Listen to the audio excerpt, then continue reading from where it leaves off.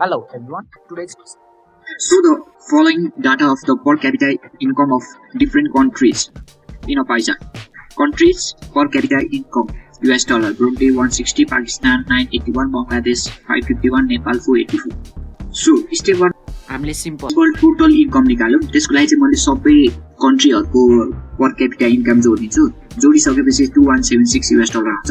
Step 2 मा चाहिँ simple हामी डिग्री क्याल्कुलेट गरौँ of income for each country. त्यसको लागि चाहिँ given by total into 360 degree गरौँ। जस्तै पाकिस्तानको लागि 981 गिवन भयो, टोटल चाहिँ 2176 छ, इन्टु 360 डिग्री गरेपछि 162.3 आयो। त्यसै गरी बंगलादेश नेपालको लागि पनि हामीले गर्न सक्छौं। अब चाहिँ हामी सिम्पल पर क्यापिटा इन्कम जुन अघि डिग्री क्याल्कुलेट गरेका थियौं त्यसलाई सिम्पल हामी पाइ चार्टमा कन्भर्ट गरौँ। त्यसको लागि चाहिँ जति हामीले डिग्री क्याल्कुलेट गर्छ, जस्तै नेपालको लागि 80.07 डिग्री क्याल्कुलेट गरेका थियौं, त्यसलाई सिम्पल प्रोटेक्टर युज गरेर हामीले सिम्पल यसरी गर्न सक्छौं। त्यसै गरी बंगलादेश, पाकिस्तान र बुरुन्डीको जति हामीले डिग्री क्याल्कुलेट गरेका थियौं त्यसलाई नै हामीले के गर्नु प्रोटेक्टर युज गरेर सिम्पल बनाउन सकिन्छ। It's quiz time. What does per capita income measure? Pause the video and find the correct option.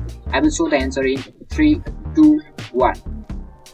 Congratulations to you all who found the correct option B. Thank you and see you in the next video.